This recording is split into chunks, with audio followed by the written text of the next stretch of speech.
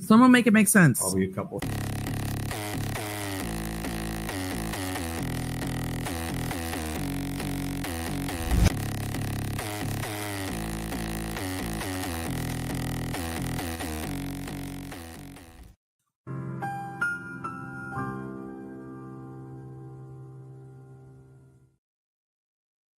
Hello, everybody. This is black screen. Let's just not have a black screen. There we go. Oh my God. I put these commands in the chat for you guys, for those of you guys who don't have custom commands, so you can see what it'd be like if you had one. Those are examples of how they would work. But happy to see everybody. Welcome back for anyone who was here earlier. Love you guys. Is Nightbot taking a nap? Nightbot, what a silly head. You know, it's hard work being so cute. You know what I mean? Because at the very, oh, there we go. There he is. There he is. Hi, Nightbot. So, okay. So guys, this is going to be awesome. We're going to have a lot to talk about with this here case. Trial resumes tomorrow. So I saw this video from FitsNews, and you know, FitsNews has been on this case since day one, and they are also there. Not just Will Folks, but a couple other of his cohorts or what have you are there and attending the trial every day. And we're going to learn a lot of interesting stuff. First of all, to get their perspective, because they know everything that's going on in this case, stuff that we aren't all as privy to, but also things that are happening in the courtroom that we aren't seeing. Because remember, not only do they go off camera a lot, but I keep forgetting, they have this 30-minute delay with the media, like in terms of what is being presented that we can see. So there's a lot that happens that we don't even know is happening. But we're going to hear all of that today. There's some really interesting things. They have some really interesting things to say too about like the medical examiner, Dr. Rose. It's very interesting. And they're going to bring up a lot of points that we've been talking about and where they are still confused on certain things. Anyway, it's going to be really interesting. So we're going to start with this and then we'll jump into the civil court filings. So, oh, thanks, Meg P. Yeah, so yeah, it's tough. She popped in a live stream recently. She's kind of gone off the grid, so to speak. So it's hard to get in contact with her. But yes, absolutely, I will definitely pass that message along. Wifey, if you're watching, we love you. But she popped into a live stream kind of recently, randomly for like 2 seconds, and then was gone again.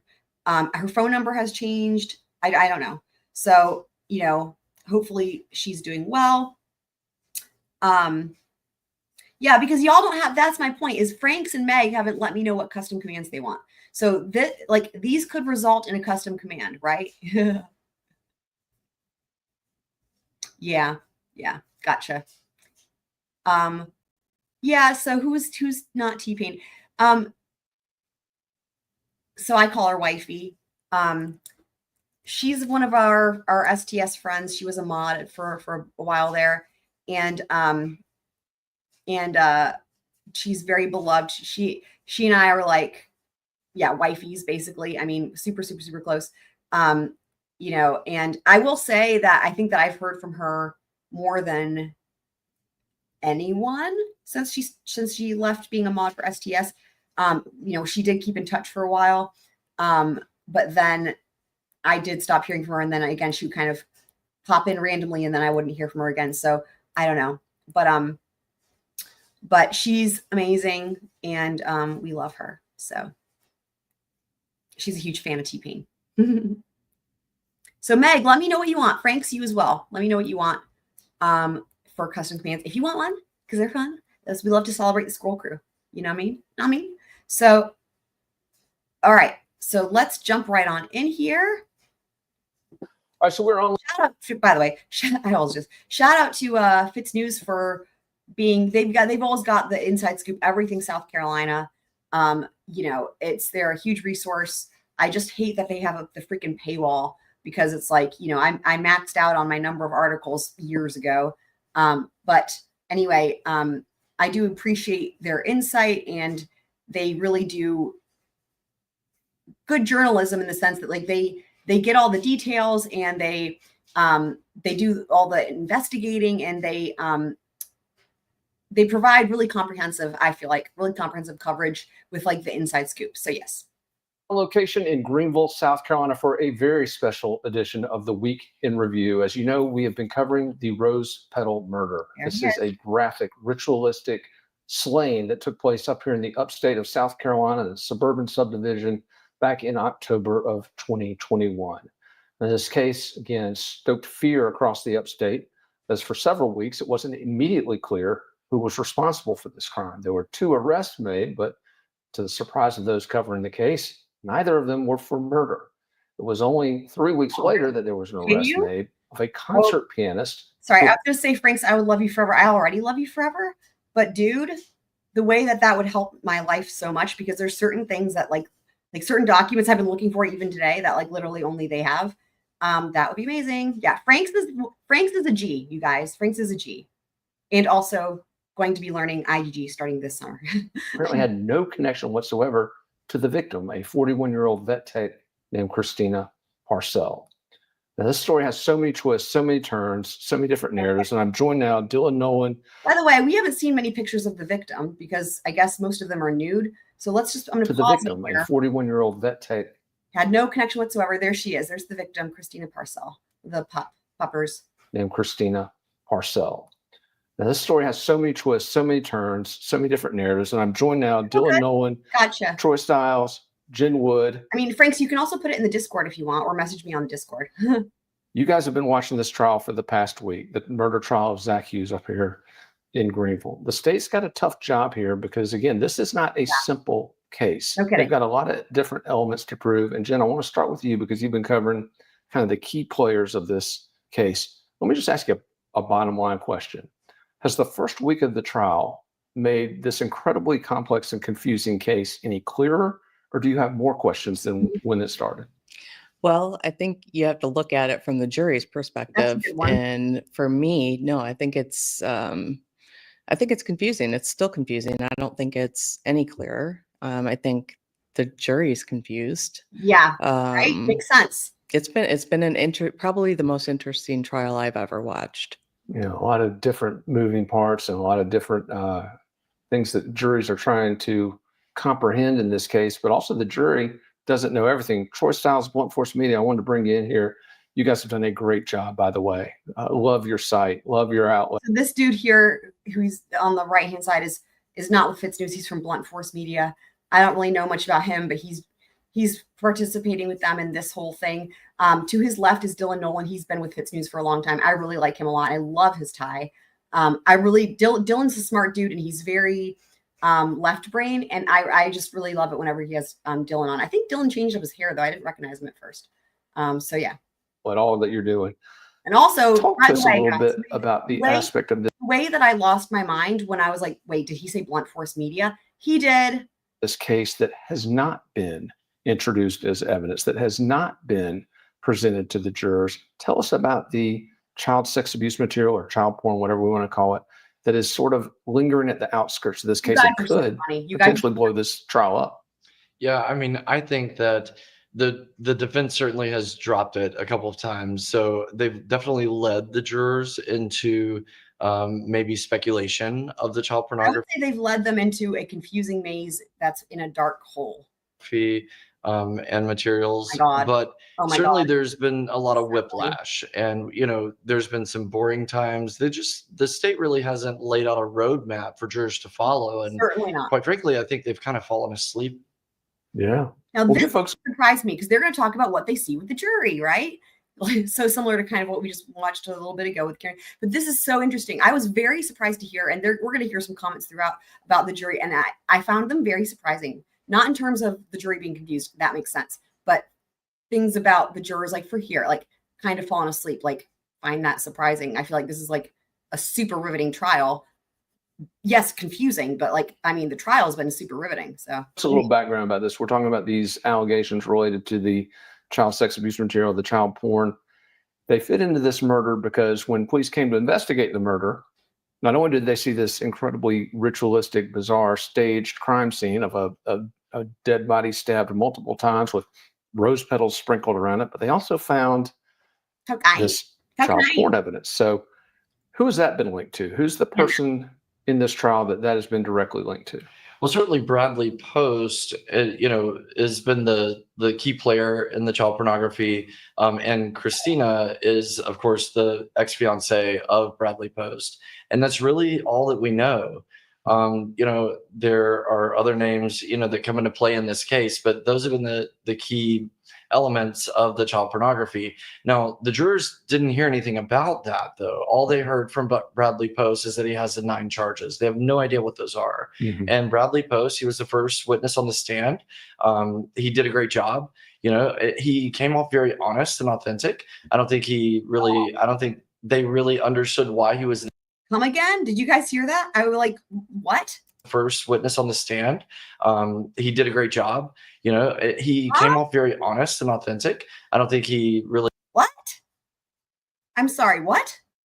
I am confusion right now. Yeah. I don't think they really understood why he was there. His testimony was merely focused on finding the body of Christina, and that's really all that we heard from him in his orange jumpsuit. Yeah, so I'm sure the jurors were looking at that a little bit. Dylan Noel, let me ask you, you've been covering this all week. You've been covering this story for a while before that. Let me ask you this. We've got a killer whose DNA has been found under the fingernails of the victim.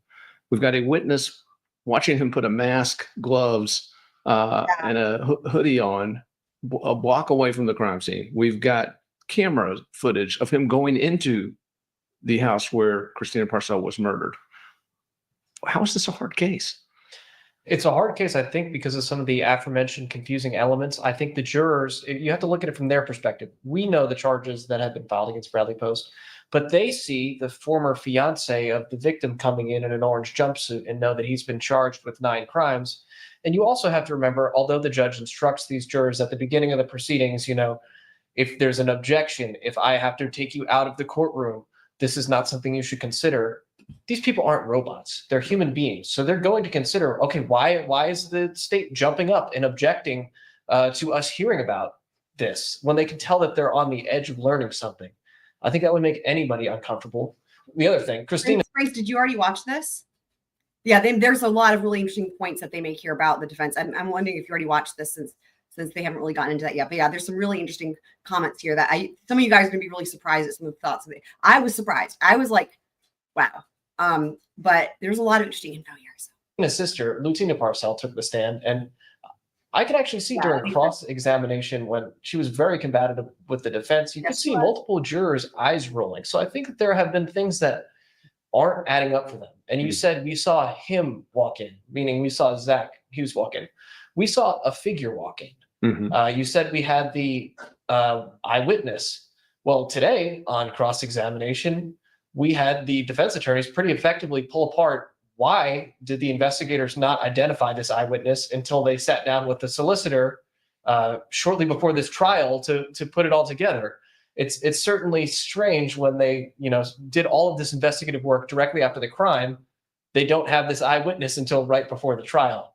And that definitely goes to the credibility of that witness. And also, I don't know what folks will assess her credibility to be in general. But as you say, Zach Hughes, they've documented, turned off his phone on the day of the crime.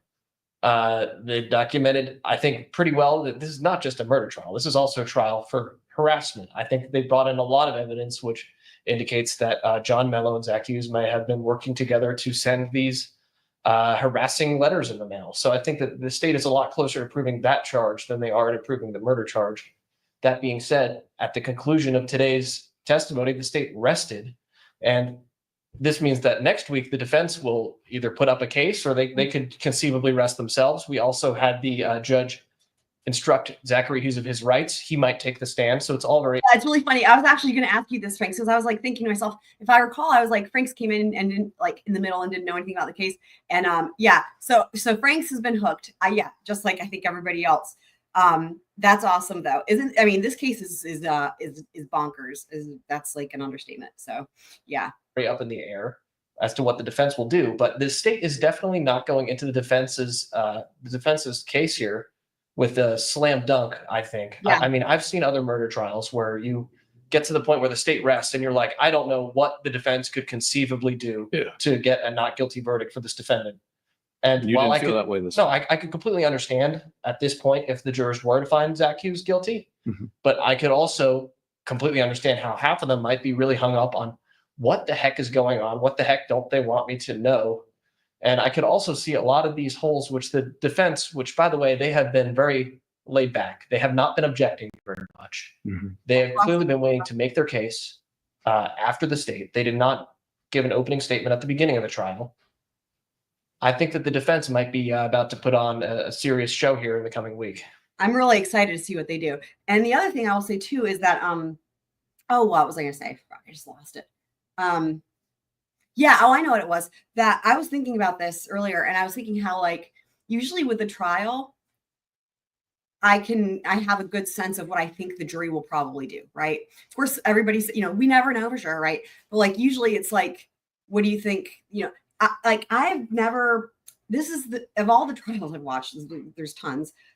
I feel like at this stage in the trial, I feel like this has got to be the most confused a jury's ever been, and not just confused as in the case itself, but like I really, in other words, I really couldn't say, I really don't have a sense at all of what the jury's going to do, which is odd, right? Like usually I feel like you can get a pretty strong sense of like, the jury, regardless of what you would do, right? But you can be like, the jury's probably going to convict, or they're going to acquit or whatever.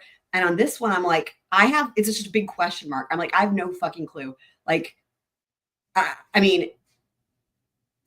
it's crazy. It's just funny that I have never felt like that really in a trial. So, well, you mentioned the name John Mill, and I want to get back to him in a minute because this is one of the key figures of this case, kind of an unindicted alleged co-conspirator. That's what I've been calling him. Conspirator, if you will. But Jen, what I wanted to ask you about this, you've been watching these jurors. We've gotten reports that the jury, they start looking at each other when this Bradley Post evidence is referenced, or when Bradley Post's phone or anything to do with Bradley Post, they've started sort of looking at each other a little bit. And one or two times, okay, it's it's out of sight, whatever, out of mind. 3 or 4 times it starts to sink in. This is now several dozen times that these jurors have had to be sent out of the room or instructed as it relates to this particular line of questioning. They're starting to realize that something's going on that they don't know about. And here's, I guess, my question. Do you think, as Dylan alluded to, maybe they're going back and, hey, getting on this computer, who is this guy? What is he charged with? How many of those jurors do you think really know what he's been charged with? It's a good question. You know me, I'm a rule follower. So, so if you were on the jury, you wouldn't do it. I think it would be very difficult. Would be natural curiosity. I would guess probably quite a few of them have. You think they have? Yeah. And I think the defense is trying to give them a little roadmap to that, and as much as they can. They were cross-examining one of the witnesses on the cellular forensics, and Andrew Mormon, one of the defense attorneys, asked, well, you downloaded data from all these phones and presented it to the jury. Let's talk about the phone that you downloaded that the jury didn't know about. And I could see. What do you mean, Twiz? Does it count that we have watched this trial live? What do you mean? What do you mean? Does it count? The solicitors just tense. I mean, the hands on the table, ready to object. And did you download data from Bradley Post? Yes. When you downloaded that data, did you forward that data to a Greenville County Sheriff's Office investigator? Those are some serious breadcrumbs. Right. And defense objected, overruled, proceed cautiously. Yeah, we're caught up. I'm not sure what you're referencing to us, but yeah, we're caught up. Yeah, because tomorrow is new testimony that no one's seen. Yeah, the little breadcrumbs, though, they're making some good points about this with the I feel like the CP has been pretty well hinted at to where even if you didn't know about it, like if you're on the jury and you're following the rules and you're not looking it up, I feel like you probably could figure it out. Like that's how I feel. But again, it's hard to say because like we know about it, but like there's been plenty of, and especially too, like with the guardian ad litem, that came up. Like, so if that idea wasn't already in their heads, it's now been, those words have now been spoken in relation to this case, right? Who are these people? Okay, this is Fitz. Welcome anyone who's joining. Oh, Twiz. This is like my first trial. Oh, I see what you're saying. Okay. Like in terms of when it's happening. Okay. Cool. Well, that's awesome.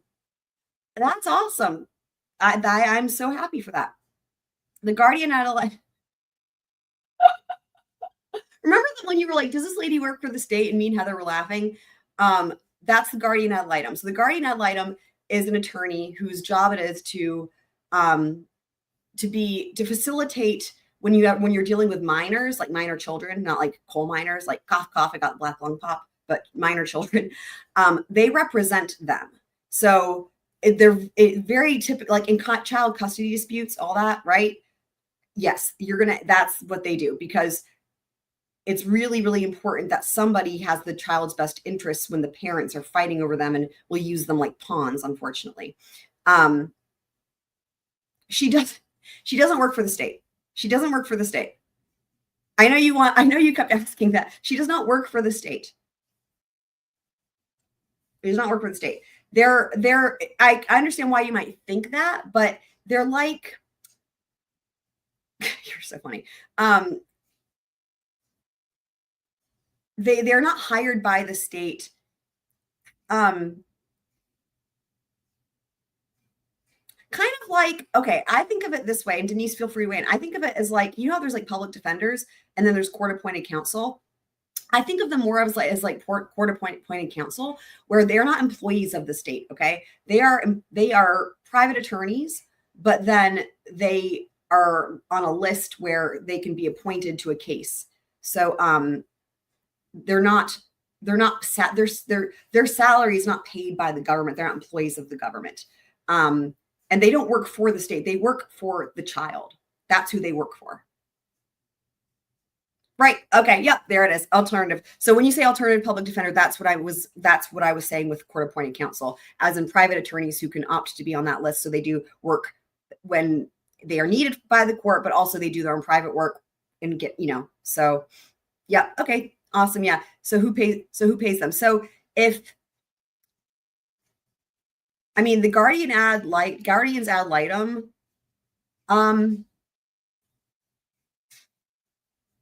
that's a good question. Do you know who pays them, Denise? Because I feel like if let's say that they're court appointed, right? But I feel like if the parents have money, the states wouldn't pay for it. You know what I mean? So that would be the county. Okay. Yeah, so the county pays them. But again, it's like an independent contractor situation. Like when you do a 1099 for an independent contractor, or I think they might have changed the form number. But anyway, so it's like that, right? Where they still have their own firm. Technically, Ann Taylor is in that position. Like they brought her in from Kootenai County, but she has her own practice. And so right now she's being paid by the state, but like she's a private attorney. And it's not the best example because she's like, obviously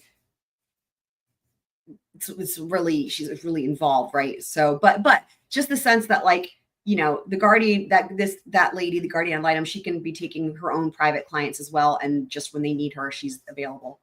So, yeah, she's the AT guardian. The Twiz, the way you spelled it, I love it. You're the best. You're the best, Twiz.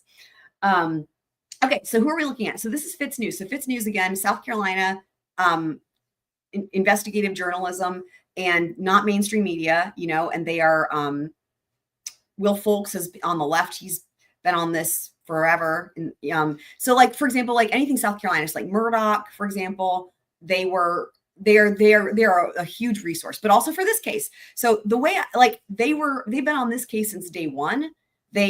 We're going to hear how these two dudes in the middle have actually talked and interviewed John Mello twice. They've been around Zach Hughes. They know all the people. They know the inside scoop, and they are there at trial every day. And so this is this is their episode after the state rested, right? And their thoughts on the case with what's coming at trial, and then also all the inside scoop. We're getting all the deets right now, all the tea. And luckily, we are not that far in. So, but there's a lot of really good information here. So yeah, I know, cool is right. And after that, we're going to go through the civil suits. Woo! Great question. Why do they get to meet? Great question. I don't know. Although I will say, I think what you guys will see is it is dangerous to be in a room with John Mello. That's all I'll say. No spoilers, but you'll see what happens if you're in a room with him, in my opinion. Okay. I watched Andy Mormon walk the tightest tightrope. I mean, it was probably some of the best lawyering I've ever seen. He's talking about one of the defense attorneys. I think she's talking about when it came to the phone stuff, when they were doing cross examination on whoever it was that had the phone stuff, and they were talking about Brad's phone. And defense objected, overruled, proceed cautiously. And I watched Andy Mormon walk the tightest tightrope. I mean, it was probably some of the best lawyering I've ever seen. He took like 30 seconds before asking a question to think about how to ask it. And what's the goal? Just to raise the goal is to I think it's to give the jury some breadcrumbs. Did you end up providing that evidence to investigator so-and-so? I can't remember the guy's name. And they're talking about, again, it would be the CP that was on Brad's phone. I mean, he got as far as he could go and he never crossed that line. But they clearly know something's up. Right. Yeah. And they know it was from a cell phone. They know it's from a device that contains. Well, and let's talk about devices. We also had, and this was put in front of the jury, the fact that Brad had a duplicate, a clone of Chris. Yes, that was weird. I forgot about that.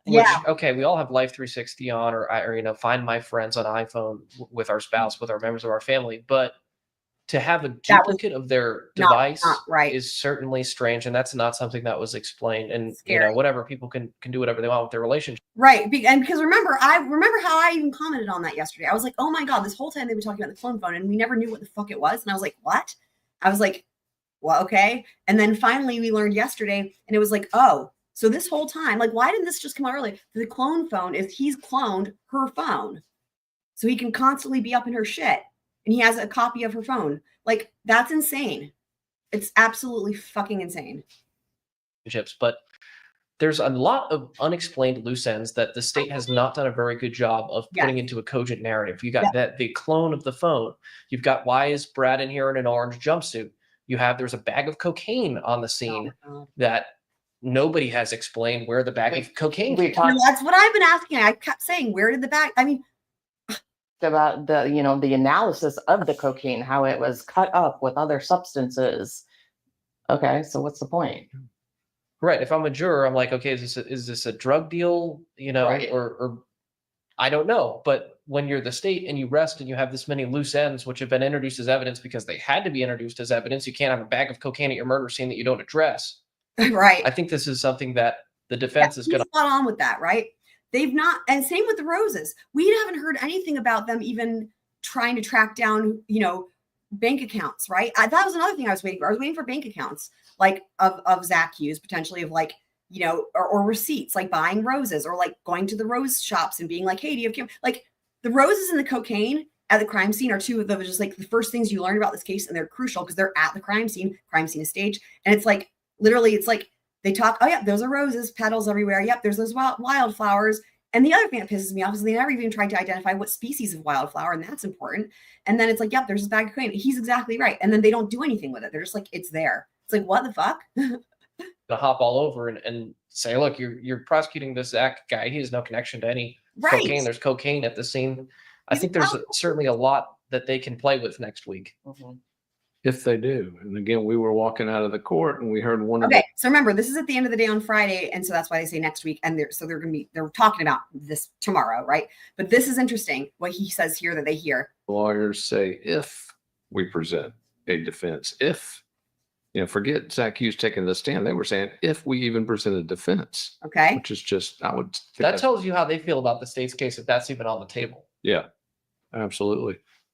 Going back to that case, and I want to bring you guys both in this because you've spoken By the directly way, to. again, just to reiterate, this dude here in the navy blue coat, he's not with FitsNews. His name is Troy, I guess, and he's with Blunt Force Media. So This key player that is kind of.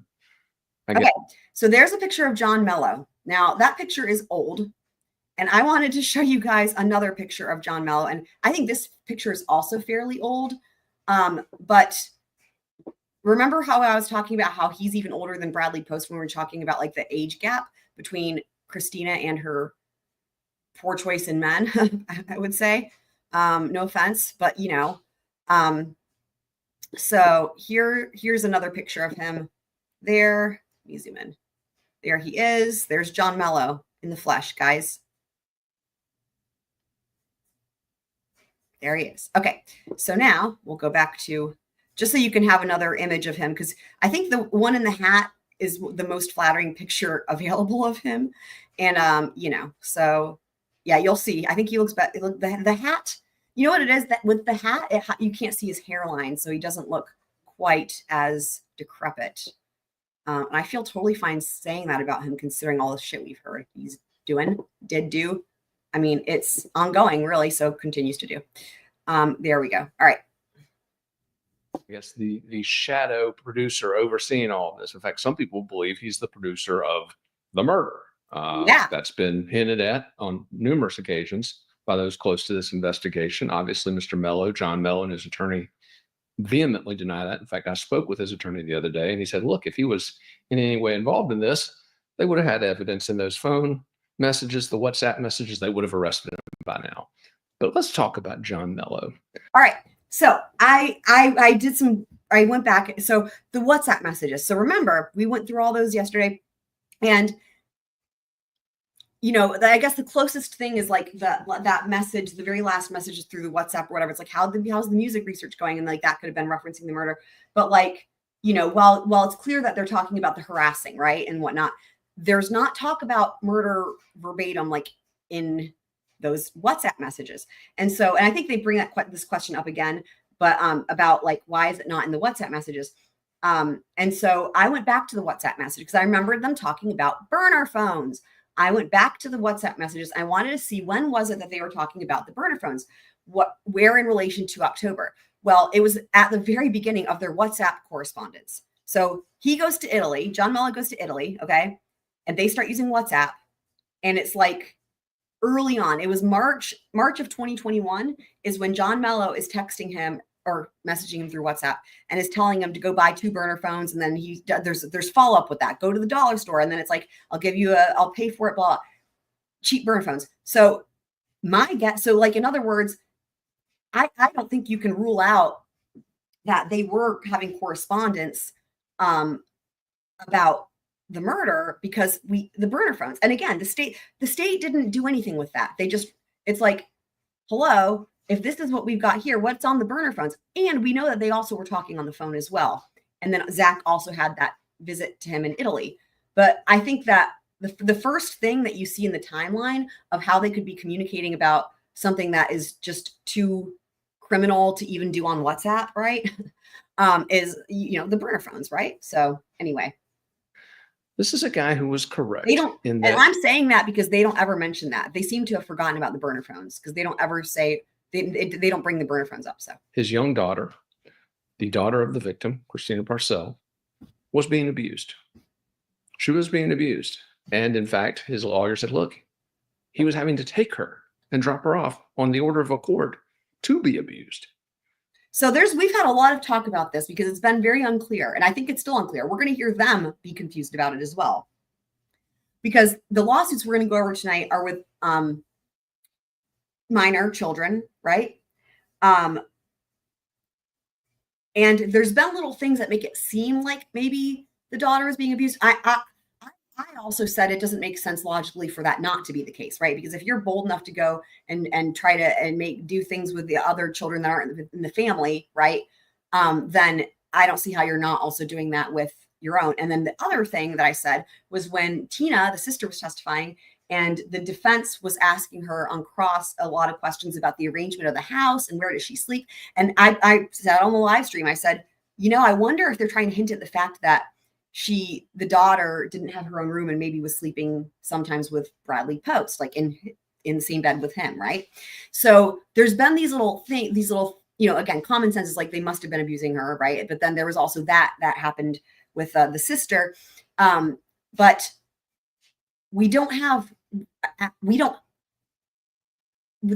well, they're going to talk about the documentation that exists. But basically, as I said on that other live stream, I said, we may not know for sure what they have discovered as it pertains to Aida until Brad Post's criminal trial.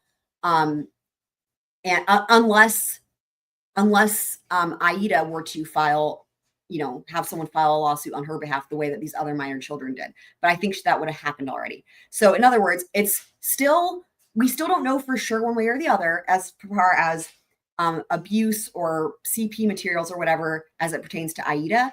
But again, we're going to hear them even go back and forth on it. It's very interesting that this case is insane. I do too. You guys have talked with him. What kind of man is John Mello, and what role is he playing in these proceedings? Yeah. Troy, let's start with you.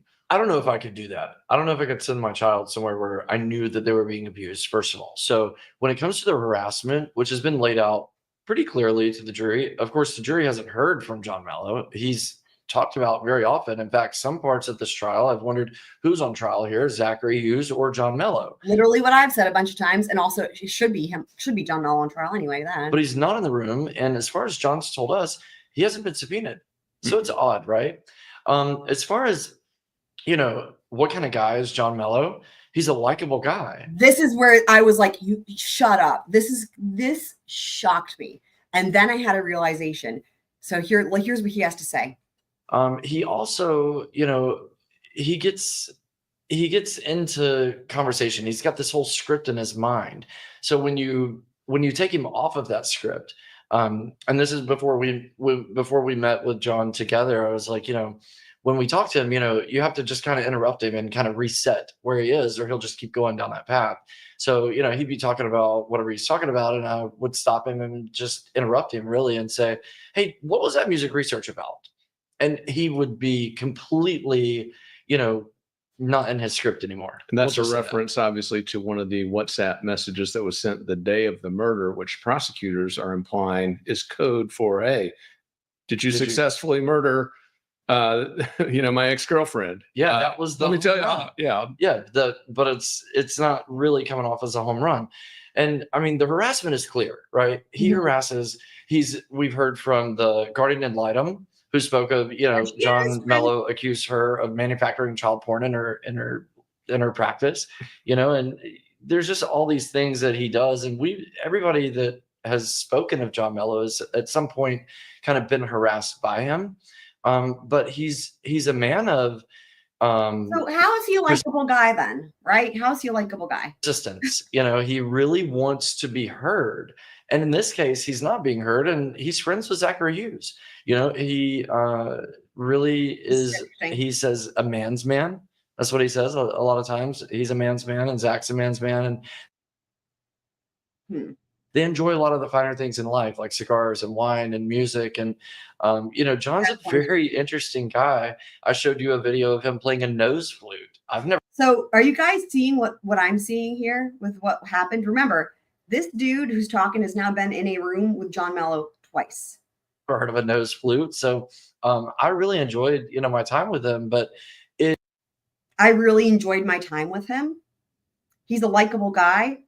There's no one that knows him hasn't actually been harassed by him. Do you hear that? This is why, Twiz, I was saying you don't want to get in a room with him, with this John, like literally. Like what I'm seeing here is this dude, this journalist, like knows, like he's saying, yeah, everyone that knows him has been harassed by him, right? I think there's no question about the shit that, at least as it pertains to the harassment, right? I would say more than that, but and at the same time, he's like, he's a likable guy. I really enjoyed my time with him. Right. Yep. And the thing is that John Mello, okay, would know that when he sits down with a journalist, okay, and then the journalist talks about what it was like to interview him and be around him, right? That is going to get put forth into the world, right? And look at the way he talks about John Mello. I mean, I remember I was like making some coffee and I was listening to this. I had like earbuds on. I wasn't watching. I was just listening. And I literally like spit my coffee out. I was like choking on it. Like, what is like completely shocked. And then I was like, oh my God, that motherfucker, you know? It comes off as all scripted. And when you take him off of that script, that's where you really get the real John Mello. Now, do I think that he conspired to have Christina killed? I'm not sure that he did that, Will. You see what I mean? Look at this. So you get in a room with him and he's likable and he's charming. He talks about some flute and blah. And then you come out here like, yeah, I don't know that he did. Like, it's incredible. It's like you're witnessing his handiwork right here. Because two things could be true at once. He could be harassing her, and he could have asked Zachary Hughes to harass her and not have asked Zachary to kill her. But if he constantly fed information, right? So we were talking about that last night. However, to go with what he's saying, right? If he did that, like if that's the case, why the fuck did Zach kill her? There's literally that's the problem here, right? Like, listen, there's a problem here with the common sense and like the, linear thinking. Be harassing her, and he could have asked Zachary Hughes to harass her and not have asked Zachary to kill her. So unless this dude is suggesting perhaps it wasn't Zachary, somebody else killed her, okay. But if you're, I think that would be more likely than Zachary killing her without. I mean, because like literally, it doesn't make any fucking sense. It makes there's,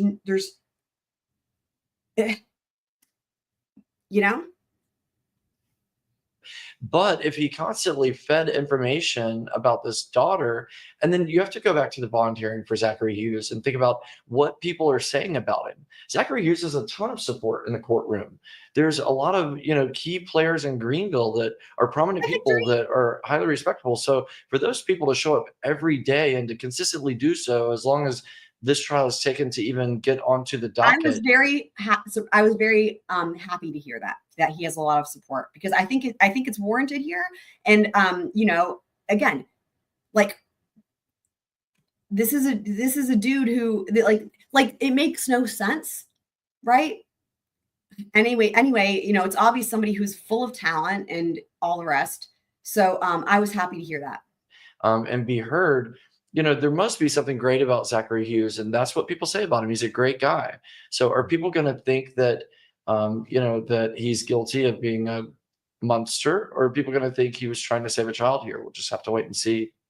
They don't know that he was trying to save a child. That's right, but they're getting it in every chance they get. I'd like to point out something, though. You said this is where they go back and forth about what really was going on with the daughter. He was right about the daughter being abused. He said Right. he didn't know. Right. Okay. He didn't know about the child pornography, but he submitted a DSS report, which was then unfounded by DSS, wherein his daughter reported sleeping naked with both Bradley Post and her. He reported that his daughter said that. And she then told the DSS caseworker the same thing and said, okay. This is I need y'all's help with this, because I don't even know. But the first thing I had to do when I listened to this, I was like, wait, she's referencing somebody being right, as if that was something that was said earlier. But I was like, I don't what was that in reference to? So let me show you guys where I think that was. That was from Will Folks. Let's see here. And then you have to go back a little bit earlier. To successfully murder my ex-girlfriend. Yeah, that was the let me tell you. But it's not really coming off as a home run. And I mean, the harassment is clear, right? He harasses. We've heard from the guardian ad litem. I know it was before that. Okay, just a second. It's in other words, Jennifer Woods heard this and was waiting all this time to say something to do a follow-up with this point. So, he'd be talking about like a long time ago. From John Mello. Of the victim, Christina Parcell. Okay, here we go. Was being abused. Okay, that's the part. Hold on. Talk about John Mello. This is a guy who was correct in that his young daughter, the daughter of the victim, Christina Parcell, was being abused. Okay.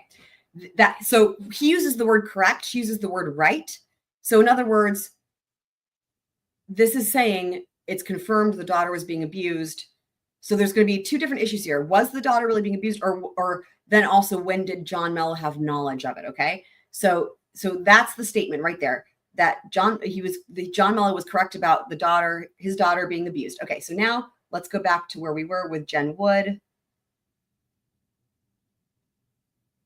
Oh wait, that's way too far. Okay. People say about him, he's a great guy. So are people going to think that, that he's guilty of being a monster, or are people going to think he was trying to save a child here? We'll just have to wait and see. Okay. They don't know that he was trying to save a child. That's right, but they're getting it in every chance they I'd get. like to point out something though. You said he was right about the daughter being abused. He said he Right. didn't know.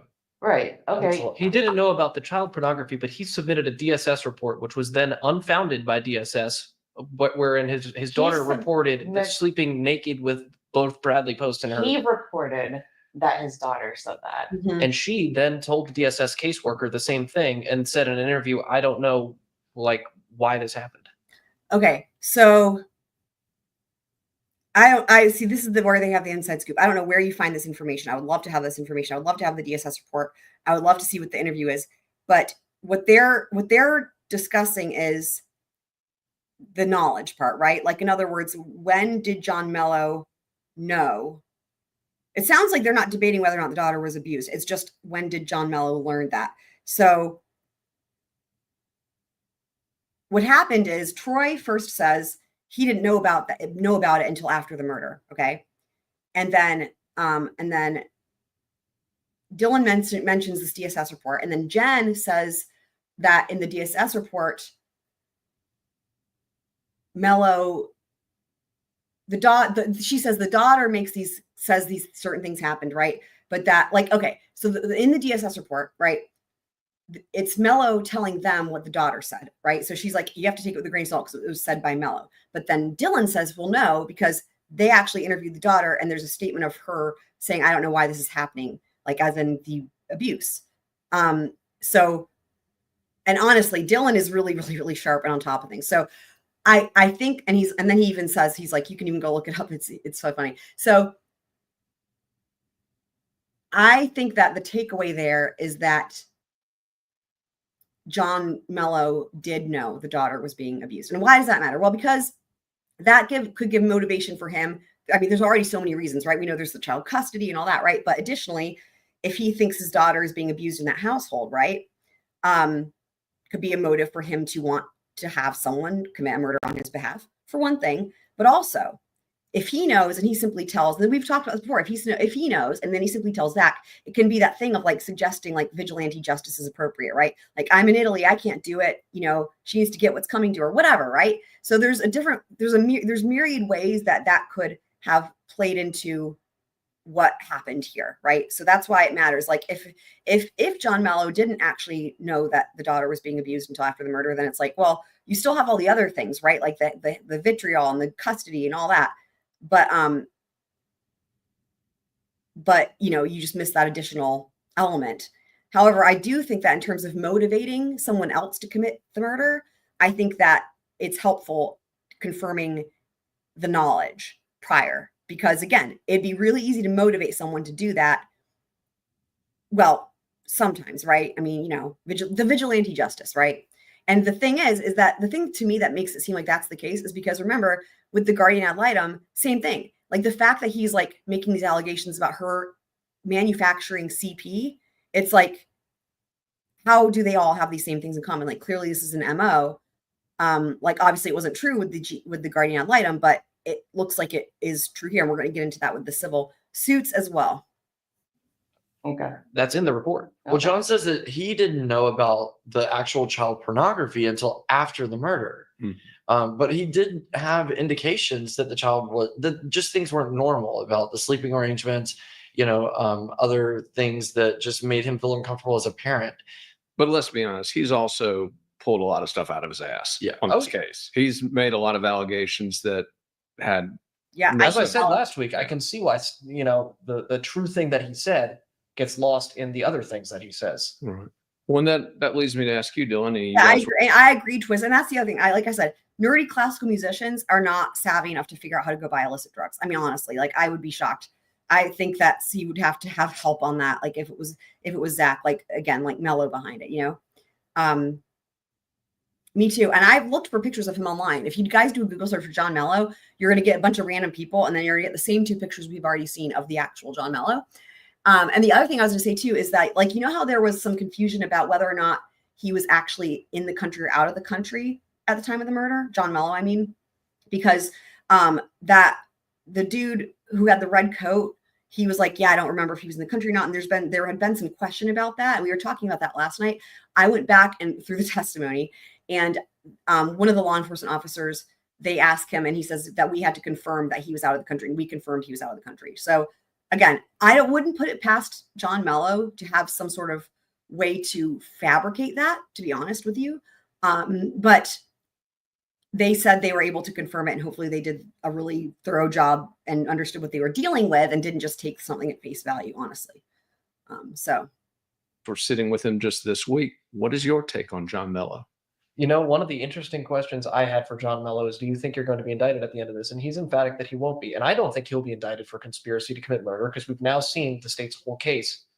I didn't see anything that would be able to nail him on a conspiracy to commit murder charge. The text messages or WhatsApp messages that were shown yesterday were certainly compelling on the mail front. I mean, you see him and Zachary discussing dropping things off in a post box in Greenville in a disguise. You see them talking about a burner phone. You see him saying harass the shit out of her. And they do mention the burner phone, but the point but what they don't do is they don't then connect the burner phone to being potentially how they could have communicated about the murder. But anyway, now these messages are not, they're kind of in pig Latin, the way that WhatsApp encrypts things. So it's open to. Isn't that funny that they said pig Latin? Guys, we were saying that last night. Are you guys, like, who was it? I think it was Meg that first used the words pig Latin in the chat. They actually said pig Latin. Isn't that funny? I was like, oh my God. Interpretation, and John will say that's not what I meant by any of this stuff, and the investigators are only playing select messages. But I could certainly see that not going well for John, that part of the case. But as Troy says, if they're conspiring so much to do the male side of this case, the harassment side of this case, why, and they're doing it on record on these encrypted text messages, where's the conspiracy to commit murder? Burner phone. I think the argument was they did that when in person when Hughes was over in Italy. Also possible, but burner phones. And this is where I'm like, they forgot about the burner phones. Like, that's the answer. Why not try to prosecute Mello first and then use that conviction in court? This is just like the questions that we have regarding the Adelsons. There's a lot of similarities here with this. To Mello make the case against Zach. Yeah, why not try Mello for harassment first and then do the Hughes murder? Mello's unpredictable. Mello's also beaten them once. Yeah. That is true. He was charged with custodial interference and was indeed exonerated. Not only did he win the trial, it was a directed verdict from the circuit court judge, Barry Gravely. So an emphatic win for John Mello in that court case. Guys, we're halfway through this thing, or at least we think. Again, presuming the defense does go forward with a case, potentially with Zach Hughes testifying. Let me ask you this. If the defense does present a case, and it does, and I will just say this. It's so funny. Again, there's a lot of firsts for me in this case, in this trial. In every single trial, I always ask myself, and we always talk about it, and other people talk about it, like, is the defendant going to take the stand? I will tell you guys, it didn't even occur to me until they said it. And then I was like, that is so weird that it didn't even occur to me. Like, normally it's like one of the first things you think about, like, oh, is the defendant going to take the stand? It didn't even cross my mind. I forgot that could even be a thing. Bizarre. I'm like, wow, that's never happened to me in a trial ever, where I've never even thought about it or whatever. It's like, we haven't, I don't think any of you guys have either. We haven't talked about it. And so when they said this, I was like, oh my God, him taking the stand, like, my brain hadn't even entered into the realm of possibility. I don't know why, it just hadn't. But I don't even know. I just don't even know. Testimony from Zach Hughes. What do you think they're going to seek to do through his testimony? What are Mormon and Moyer going to attempt to portray to the jury as it relates to Zach Hughes? He's very likable in person. I was surprised by that. Zach Hughes? Yeah. Okay. I mean, he just, you see him smile at his friends and family. He seems like a nice guy. It's not somebody you would run into on the street and be like, oh. I think that could Unlike a Brad be Post or a John Mello. very good. I mean, I think Do you think he'd do well on the stand? he might, yeah. He's a showman. I've met So Zach. this really surprised me because I'll tell you what, classical pianists, I've known tons. I've never known a single classical pianist that has a showman personality. Usually you're dealing with vocalists or violinists that have that, if someone does. Zachary Hughes, I've been in a room with him, in a room of people where he only knew one person. And I'll tell you why. There's a reason for this. So when you play violin or other, instruments besides piano, you do stuff as solos, right? But you are working so many times in a group. So string quartet, orchestra. To give you an example, like at Eastern Music Festival Orchestra, like where I went for all these summers when I was growing up, it's like a music festival where it's for prodigies from all over the world, whatever. And so, but when you're a pianist, you just play alone. They don't have ensembles. There's not you play piano by yourself. It's a by yourself thing, right? Which a lot of people don't really think about. Like every now and again, there will be a piece like a symphony or something that requires piano in with the orchestra, or you have a concerto, which is piano by itself being accompanied by orchestra. But what I mean is the thing about pianists, and I saw it firsthand all these years ago and throughout my life, is they spend all their time alone in a practice room. And so, and they will also, every pianist I've known would say this themselves, like that they don't have the opportunity to practice their social skills as much. And this is, I say this with love, that oftentimes social skills are fairly limited anyway, even with other classical musicians who do get to practice them. It's just a nerdy crew. And so, so the classical pianists, they're just like, in the room, shut the door, and they're in there for like 12 hours and like practicing their piano. And like, meanwhile, the violinists and the other orchestral, instrumentalists, we're practicing, but then we're going to orchestra rehearsal for 2 hours, and then we're going to go practice. Then we have another, and then we have string quartet, and it's like it's a social element, to a big extent, I would say. So this really surprised me, what he says here. And when he first walked in the room, he was, kind of filling out the room, very quiet. And within 5 seconds, maybe, 30 seconds, he was in the kitchen, and there was a group of people around him listening to basically eating out of the palm of his hand. He is a showman, Will. So I think he very well could take the stand in this case. He may want to take the stand in this case. And if he does, I think he'll set it on fire up there. I mean, I do not get showman vibes from him at all, but it'll be really fucking interesting. I mean, we've never heard him speak. I have no read on, like, apart from seeing him play the piano. So it'll be, I don't know. Again, my brain is still buffering at the thought, like, it just doesn't even occur to me. But they seem to feel, not just this dude, but the rest of them too, pretty strongly that if the defense puts on a case, he might take the stand. That's if they put on a case. That will be insane. That will be insane if that happens. But how do you get over the questions that investigators will certainly ask on cross, or prosecutors rather, which is, why was your phone off on the day of the murder? Like, who's putting their phone on airplane mode for some very suspicious timelines? There's a lot of things right now that are reasonable doubt that I think that on cross-examination would get turned into things that are not good for Zach. I think he stands to lose a lot more. How'd your skin cells get under the victim's fingers? Yeah. Right. There wasn't a lot of points to this too, because, his life's goal was to do these sonatas, right? He's going to do the 32. And on literally a week after the murder, he dropped that 30-second one.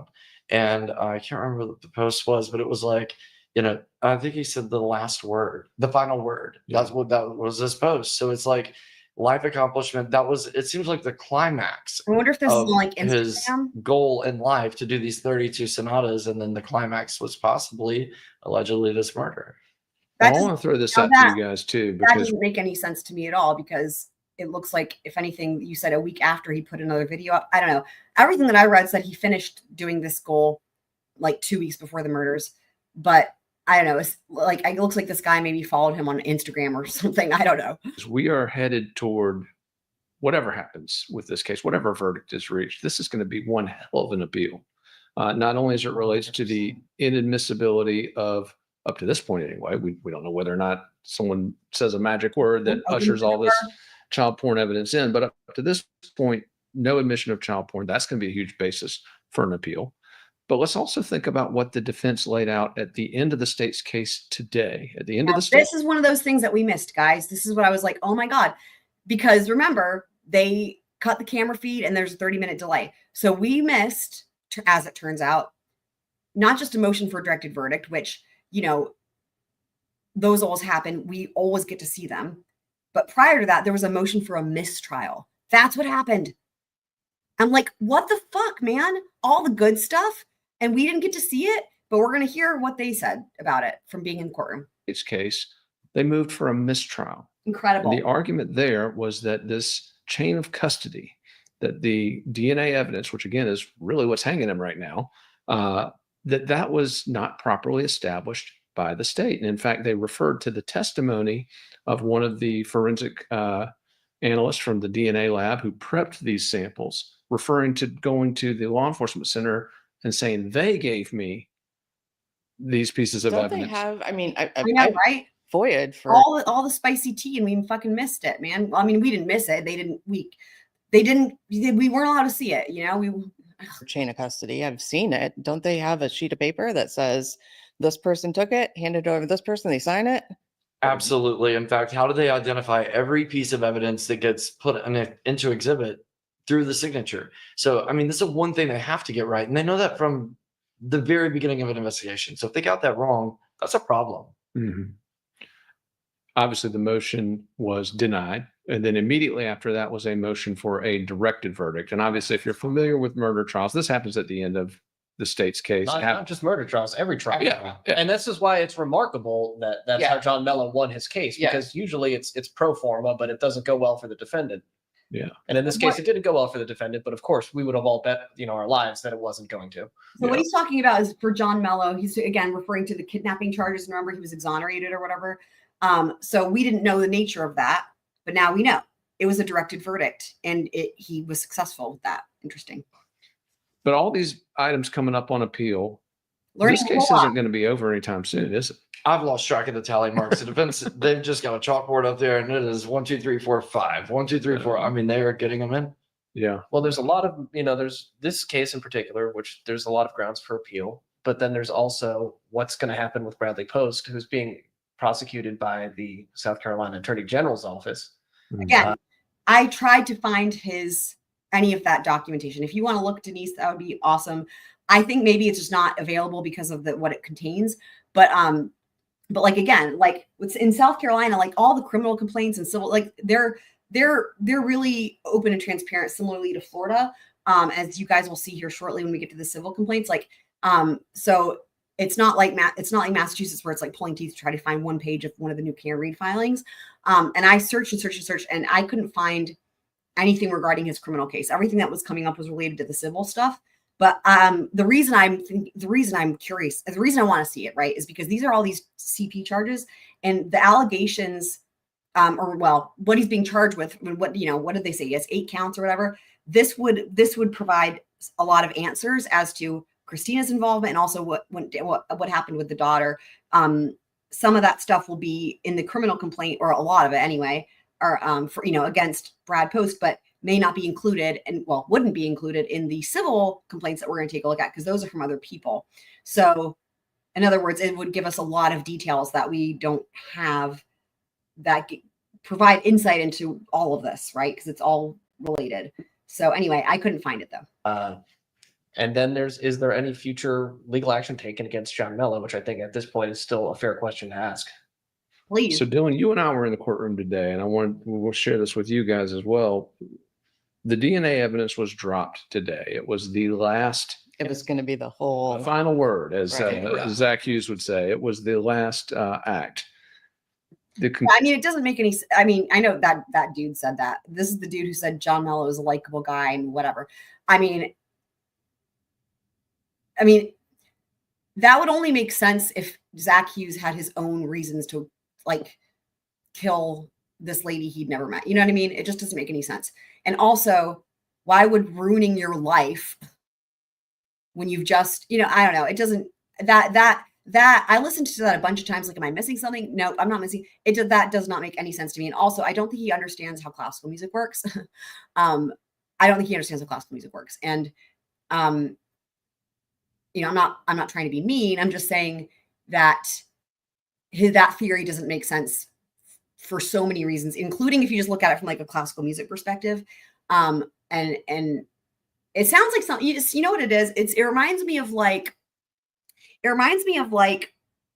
the things that people say when they, okay, what's an example?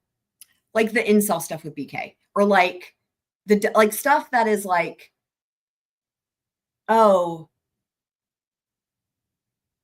it should tell this story. Or like another example, Luigi Mangione, right? Immediately everybody's like, oh, he must have a family member who has all these health issues, and or he has all these health issues. And it's like, that turned out to not be the case at all. You know, he had the back issues or whatever, but a lot of people thought it was like his mom, and like none of that, you know, anyway, it's like, it's just when people just like, they have these right off the bat, like, oh, like, let's make this like into a poetic thing or whatever. Right. And like, that's what that sounds like to me when he's talking about the classical music and the Beethoven sonatas and the climax it sounds like that. It sounds like something that you would hear from one of the stupid people on like mainstream media. And again, I'm not trying to be mean to him. I think that part of that is a lack of understanding of classical music, to be honest, because it literally doesn't make any type of sense. So I disregard that, basically. Conclusion was very damning. It was that the DNA found under Christina Parcells' fingernail 825 million times more likely to be Zach Hughes than some random other offender. So that was laid out, but I was watching the jury as this evidence was being introduced. And again, this is the case. This is the key moment. And by the way, there were some very nifty defense objections during that testimony at certain times. Right when it appeared we were going to get this announcement, they kind of messed with the prosecutor's flow. But I remember that. I'm watching those jurors, and this was the kind of thing that really needs to hit in their soul. It needs to really pierce them. Now, this I thought was really interesting because, again, stuff that we don't know. They're watching the jurors. And this is really, really, really interesting about how the jurors reacted to that evidence about the DNA under the fingernails. Head into this long weekend waiting for the defense to make their case. I didn't really see a look on their faces like it hit that hard.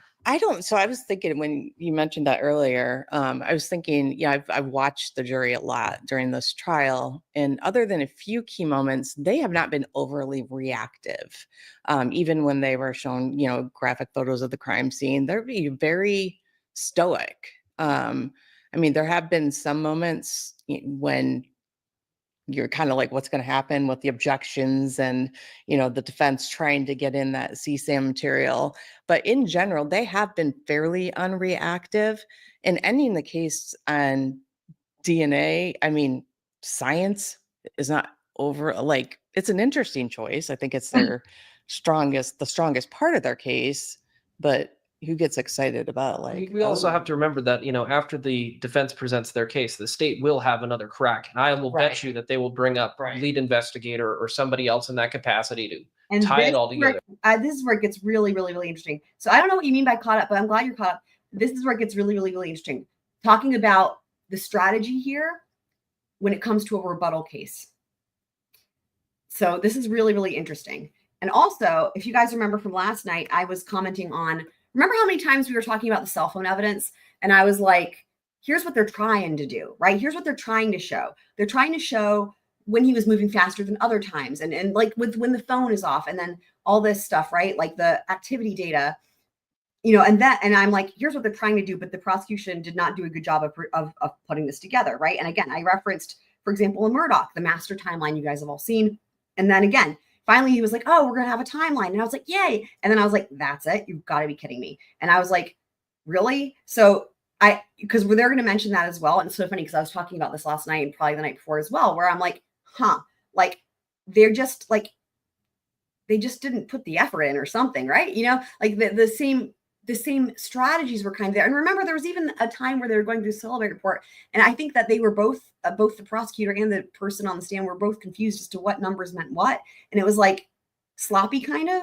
And, but nonetheless, like they presented all this data and then they didn't put it into context. And that's the difference. Like with Murdoch, they presented all the data, but then you got this beautiful master timeline at the end that was like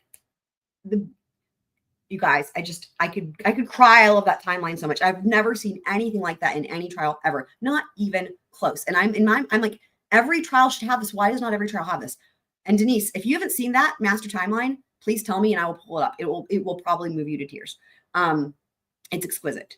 But anyway, but they're going to talk about that, but also the strategy here for as it pertains to rebuttal. So science is not over, like, it's an interesting choice. I think it's the strongest part of their case, but who gets excited about, like, we also have to remember that, after the defense presents their case, the state will have another crack. And I will bet you that they will bring up lead investigator or somebody else in that capacity to tie it all together. Because the solicitor's opening argument was really not, it did not go into the details. I did not find it to be very compelling. It was fast. It was 7 minutes long, and 7 minutes and change long, didn't go into any of the details. And I don't feel like they really ever buttoned it up. So I think that they're going to need to come back in their reply to the defense's case and put it all together for these jurors. Because the way that we left that courtroom today, I can see why the defense is like, I don't know if we even put on a case. I don't even know if the jury knows where they are in this case. I mean, it's confusing. It is, and the I'm going to pull it up. The confusion is obvious. I mean, when you're watching a jury, you're paying, of course, paying attention to if they're yawning, if they're awake, if they're engaged, but you want to see a tennis match, right? You want to see the head go back and forth. You're not really seeing that. And I mean, they are not really engaged, as Jen mentioned. And there have been parts where, they've heard and you can tell they're tuned in and they're interested, but then they lose track of, it's like something comes after that doesn't connect to what they just heard. And then they lose track of where they are. It's like a pinata. Yeah. It's funny for myself, who's, been following this for years at this point, who understands, okay, we've got this harassment case, we've got this murder case. It's pretty easy for me to track, okay, this witness is coming out to talk about this thing, they moved on to that. But it's not always clear, I think, if you're listening to that from the jury box, you heard in the beginning, you heard like once, you heard the solicitor say, this is the indictment for harassment, this is the indictment for murder. But I don't know that it's been reinforced in their mind enough exactly what the heck is going on. Yeah, and I think that's why, we see the confusion in their face, but also, I mean, I believe it. They see the confusion in their face. Even for the folks in the media who know what's going on, this case is not extremely cogent in the way that's been presented. I mean, you started out with a guy in an orange jumpsuit who has 9 mysterious charges, and he found. What I'm going to do is I'm going to show this. I have it ready to go. I'm going to show this though when they get to the part about they're going to actually. I think they might even reference Murdoch, which is really funny because again, I referenced this last night myself. But that will be a good time to pull it up. His ex-fiance, who he married in an airport, dead in the most gruesome crime I think Greenville County has ever seen. The dude who's talking right now has talked to Hughes and met him and been in a room with him. Sounds like it was before he was charged with anything. Sounds like they just know each other from growing up in the same place. I mean, I said to you earlier, Will, number one, this is Greenville County, and number two, it's Canebrake community. Yeah. They're both safe. Suburb, yeah. And these were some we heard testimony just this week. The graphic nature of this crime ended up being. And I'm going to go past this because this is not nearly as interesting as the rest of it. They seem to think she did a great job. I don't know, whatever. I'm like, did she brainwash y'all too? Reacted to was the little clump of hair. Yeah, that's interesting. Actually, that part's the one interesting part here. The judge did sustain that and pulled 2 out, saying it was cumulative. The one that the jury really, that I noticed that they reacted to was the little clump of hair in the blood. I find that really interesting because I don't know why they what were they thinking? It wasn't in the pooling. It was kind of near the pooling. I mean, I remember that clump of hair. I was like, okay, yeah, I expect that. That little clump of hair was focused. And then, of course, I think you guys published the hand, the bloody hand. That was the most graphic that I've seen. And I certainly expected to see way more than that. What they're saying is basically they didn't show a lot of graphic crime scene photos. Okay. In being able to do that. On the topic of the judge's rulings for the defense, for the state, obviously the defense had a big loss when it comes to the child pornography evidence not being admitted. I know, Will, you've spoken with attorneys who are not related to this case in any way, but who are, expert practitioners of the law who agree with the judge's ruling and think it will stand on appeal. So I would obviously defer to them as somebody who's not an attorney. But I would say that there have been rulings during the trial which have gone for the state, rulings which have gone for the defense. to me, the judge has not seemed to be unfairly on one side or the other. Which is nice. This judge has been absolutely one of my favorites I've ever watched. Awesome. He's been very respectful, compassionate, and professional. When there is an objection or if there's a motion he needs to consider, I feel like he really listens. He doesn't rush anything, and he takes his time to make a decision, clearly reviewing case law closely. So I do think that in terms of the decisions he's made, they've been very thoughtfully considered. And, I talked to some lawyers today at lunch, and they said, yeah, they believe that, that material was more prejudicial than probative. And it made sense to them. I have a question for you, Denise. Have you ever had a trial where you were not able to seat a jury? Let's go back to the fact that we were talking about earlier. John Mello, who would have presumably communicated this information to Zachary Hughes, which would have been a motive, did not know about this at the time, which means that it could not have been the motive. The child pornography. I thought they went back and see that doesn't mean. This is where I'm like, it gets really confusing because I thought that they were saying he did know about it. So I don't know. Could not have been the motive. So I understand why these attorneys believe that this would stand, because how could it have been the motive? How does it relate to the motive? Right. It's just a reason we would all want the victim to be dead. Exactly. And if the harassment is the motive, they kind of proved in a way that maybe John Mello fabricated the prostitution listings that were online, because there were some images that contained the watermark of the website and then some that didn't. Right. The only part of the harassment that was consistent in Zachary Hughes' participation, we saw come back out in the text messages, and it was the way post was misspelled. P-O-A-S-T. Weird. That was consistent in the text messages as well as in the mailings, and that connected those. But John Mello's the nexus. Well, we've talked about the defense leading breadcrumbs, but I think one of the things that the prosecution did very well as far as leading to breadcrumb when we're talking about motive.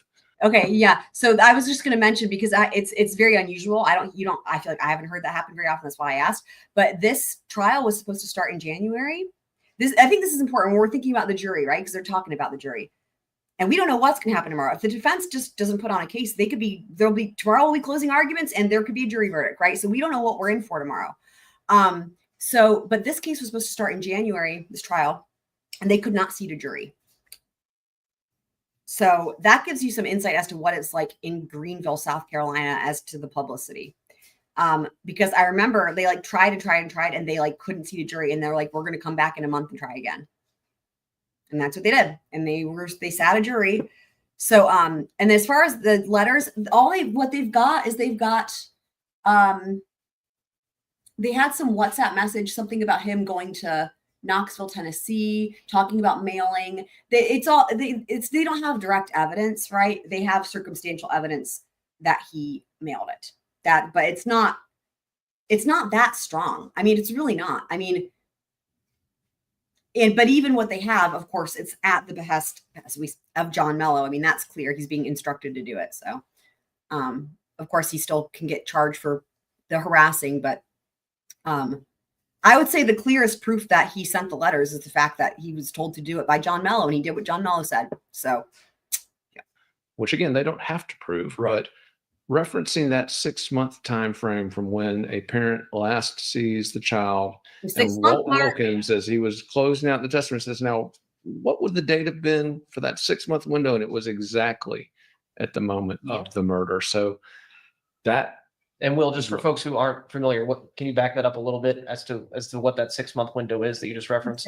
Well, it's the time frame that if a parent has not either paid child support or held one of the visitation, visitations, which they can. Mr. Mello had been in Italy at that point, so he had not done either of those things in the U.S. family court system. And so the argument is that this was the only way to gain custody of his daughter. Well, you can terminate parental rights, and you have to wait a total of 6 months, and of course, not receive child support. So it was literally they were at that exact mark, the exact deadline, and that was a breadcrumb that was very deftly left by the prosecution. So. Question is, can the jury follow all these breadcrumbs and what is admittedly? And this is why I think what I'm talking about, they're going to need to come and tie it all together. And what you and I were talking about of the defense saying, well, maybe we just rest. I think that their calculus is not. Oh, this is really interesting. So for anyone who missed it, these two on the left on Friday at the end of the day heard, because they're there. They heard the defense say something about if we even put on a case, right? Out of the defense saying, well, maybe we just rest. I think that their calculus is not that they have nothing to say. Their calculus is that the state has left this presuming that the defense will make a case and assuming that they're going to be able to tie it all together after. If the defense doesn't make a case, they don't get to the jury gets the question on Tuesday and they get the right there. Right? Can you imagine what we've seen and like all the unanswered questions? Like my list is so long, and literally, again, like I said, if they don't put on a case, they get the question tomorrow. Right? Can you imagine being on this jury? Like I said earlier, just a big question mark is what I've got. And so that's a really good point. Question when it's really confusing. Mm-hmm. Except they're gonna, that is assuming that the solicitor's office does not do this killer closer argument, closing. That's true. I mean, they could come to play ball, nail it down, and put this together for the jury. I mean, if you put all of this together, you put that point in about the 6 months, you add in the DNA, you add in the harassment, you add in the escalating messages, the statements from the guardian ad litem that she was threatened by him. The jury could be like, yep, they just put that I think together. if you tie this all together, there's certainly a compelling case to be made here. It's just feels very strange for the state to rest without having tied it all together. But it's I think it's going to come. In the Murdoch trial, there it is. Woo! The state ended with Peter Rodolsky, the SLED agent, and the master timeline agent, who put that timeline in front of the jury and made it make sense. Let's take a look, guys. My favorite thing of all time. Y'all know how much I freaking love this. So this is a thing of beauty. I don't even have the words. I love this. Is incredible. Okay, so here we go. This is how you do it right here. This is how you do it. All right. Peter Rudofsky presented this. He was their last witness for the state. So this is exceptional. This is the condensed timeline. It's 88 pages. So you have here a reference guide. So when again, like yesterday when we heard, oh, he's got a timeline, great, and I got all excited. I was expecting something like this. And what we got was like that one thing on the easel that had like, I think it was done in permanent marker. And it was like I was like, you gotta be kidding me. Really? So here's all these, and then you've got this, right? Look at this, everything. You got a legend for all this, right? The different addresses. It's going to be your cell towers. This is going to be the infotainment system stuff from the car. Phone number reference. We're not going to take a look at that. Then we've got license plates. Remember the flock cameras we heard about? Yep. All right. So now what do? They put all of it together starting at 7 a.m. on the morning. And it's just masterful. So from all of the text messages, all of the phone calls, and with graphics, okay, and then it gets really more and then of course all the GPS data. So this is Alex's vehicle. Check this out, people. Check this out. See these red dots? Let me zoom in. Look at all those red dots. Look at all those red dots. Every single one of those red dots is a latitude and longitude point. And they're right next to each other. This is leaving the house at Moselle. Look at this. And there it is.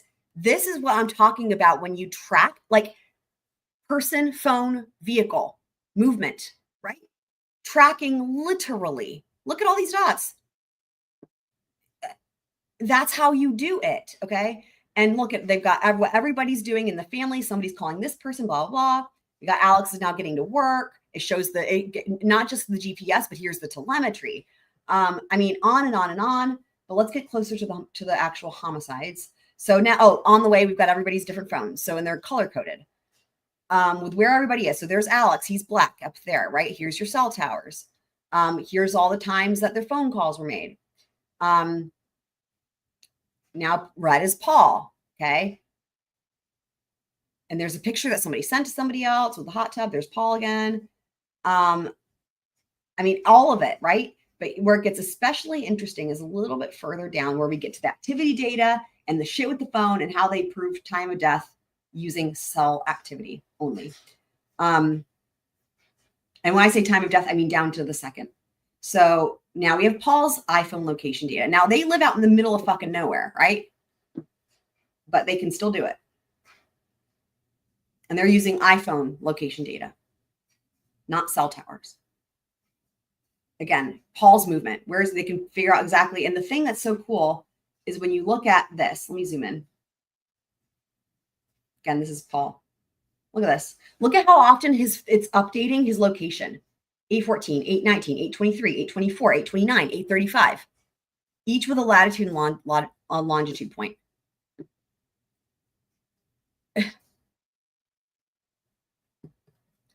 Okay, now look at this beautiful thing. Now on the left, see this? That's Paul's battery life. Incredible. At 8/17/44, 4% battery life. Remember what we've talked about? How the Celebrite knowledge database, it doesn't show a phone powering off, but it will track battery life. So if a phone dies of low battery, you can determine that based on the battery life because it will log the battery. So it will log what they call a power event. If there's a power event, it means the battery died. So they're tracking his battery life here. So there's going to be that symbol there. Now, when you see purple on the left, look at this. That means that, where is it? Look at this. Maggie's phone shows the device is locked when the purple is here. And you're going to get a color for everybody. It just, so her phone is locked. This is why I get so excited about the cell phone stuff, but I've never seen anybody use it ever in a trial the way they did here. I mean, this is, and now, so it's still locked. Now, again, purple is Maggie. Now Maggie's phone shows 43 steps traveled. And remember, the brackets show between the period of time. This is what you can do with this data, people. So you've got from 8:33 and then 8:30. So 8:30 to 8:33, she's logging steps. Now, meanwhile, what's going on? These are all the text messages that are going on during that time while she's walking. You can picture the whole thing. And I'm just giving a rough overview here, guys. Meanwhile, Paul, we know exactly where he's at. All right.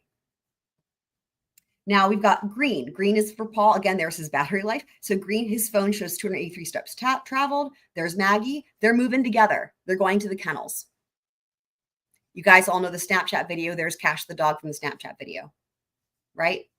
Video extracted. We hear his voice in the background. You guys have all heard that, hopefully. And now we've got green for Paul. This is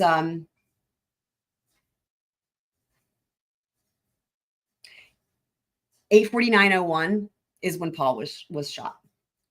I've got a whole bunch of things to breaking that down specifically. And it is now here we have this part, right? Maggie's phone unlocks for text message and implements an orientation change and then accesses an application. That's Alex using her phone. And then her phone is locked. And then when it's in red, it means it's locked it's the last time, it's locked forever. Like that's what the red is for. And meanwhile, where's the battery? So when Paul is trying to send this Snapchat video to Rogan, his phone's on 2% battery. So he's on borrowed time with his phone dying. Unbeknownst to him, he's on borrowed time with himself dying, sadly. And also he wasn't getting any signal at the time. So that's why it didn't go through to on the other end to Rogan. Now, what's interesting is then you get to, so now here's Alex. This is such a fucking interesting case. Alex and all efficiency, 283 steps traveled. This is when he's a busy bee, to quote Creighton Waters, after the homicides, and he's pretending he's supposed to be asleep. It's great. Red is Alex, by the way, on the left. We've got his telemetry. And this is what he does, right? Of course, the usual. Calls Maggie, texts Maggie, where are you? Right, again, he knows she's dead. And there is his car. There is his vehicle leaving to go visit his mom in Alameda. There it is. Look at all the dots. It's incredible. And then there's where Maggie's phone was found. Latitude, longitude point. Now, the part that's really interesting is Paul's phone is still alive, actually. So his friends are calling him and whatnot, and he's not responding. And his phone doesn't die until 10 something. All of this is the telemetry in and out of park for the vehicle. All of it is in chronological order, obviously, but look at all it's all of the data from the entire trial all put together in a comprehensive timeline. I mean, I don't know why they don't do this in every case. It just doesn't make any sense. It makes literally no sense to me at all. I mean, and then again, here's the transcript of the 911 call. Everything is here.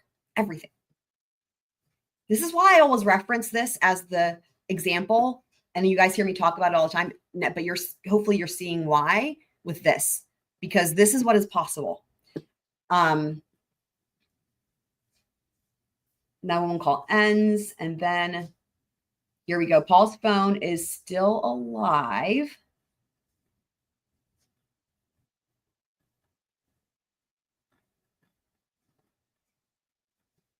Anyway, I probably scrolled past it, but anyway, his phone dies.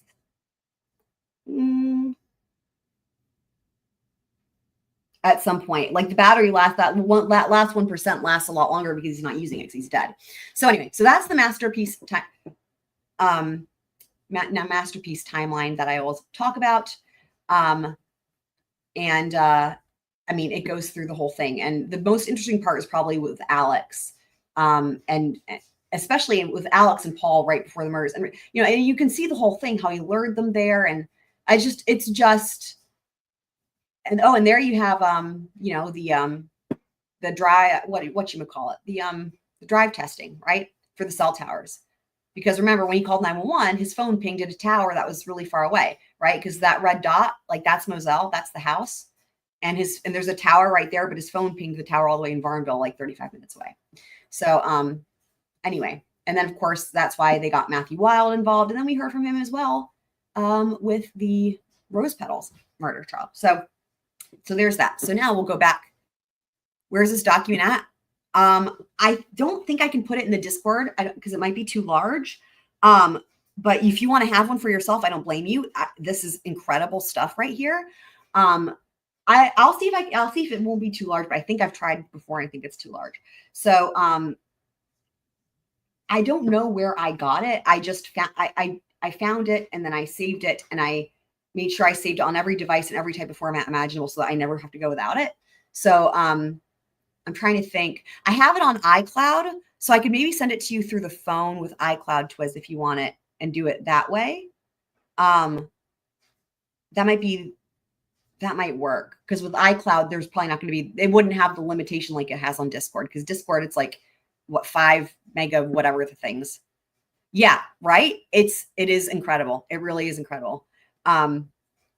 So thorough and comprehensive. So yeah.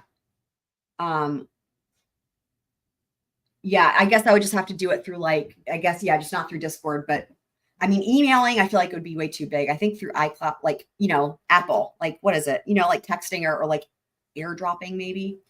But yeah, I have it. I'll try just in case. I'll see if I can put it in the Discord. Just because I can do that really quickly, and it'll probably tell me it's too big, but I will try.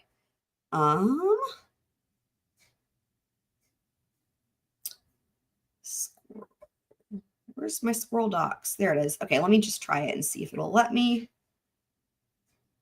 And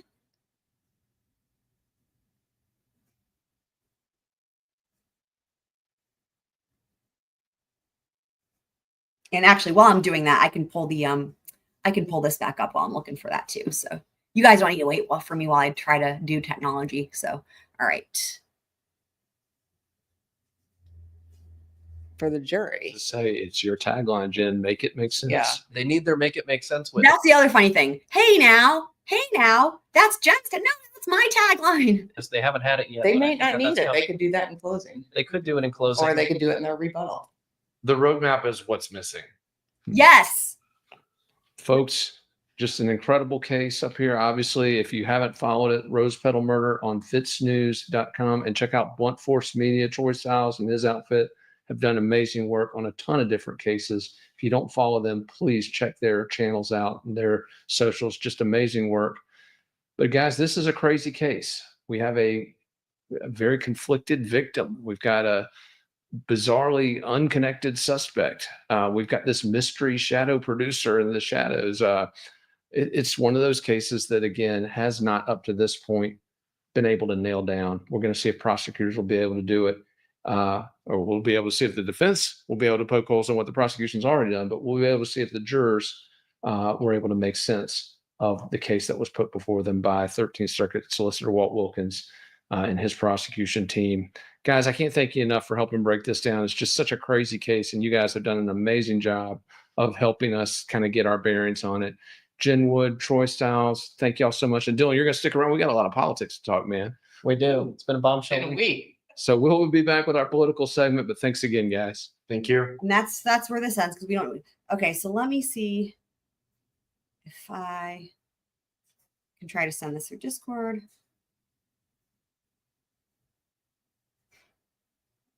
Okay, I think it should come through on Discord, so you can check Twiz and see if it worked. Let me see here.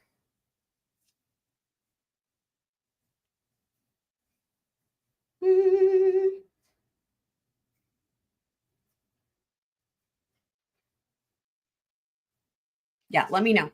Right, I know. Oh, so the way you roll with that, good question. Blunt force media. The way you roll with that is like the state didn't prove their case, and we have no burden. They have the burden. They didn't prove their case, so we rest right there. It's like why would we bother ourselves with it, right? It's like we don't have anything to do because like they didn't even come close, right? That's how you phrase it. That's what they did in Lori Vallow's trial. You don't see it all that often, but in Lori Vallow's trial, that's what they did. Archibald, he was like, it was like, hey, defense case, and he's like, their state didn't prove their burden. So we rest. So I think it worked though. I just tried opening the link. I think it sent. That's awesome. Should be there. So what did you think, Denise, of the timeline?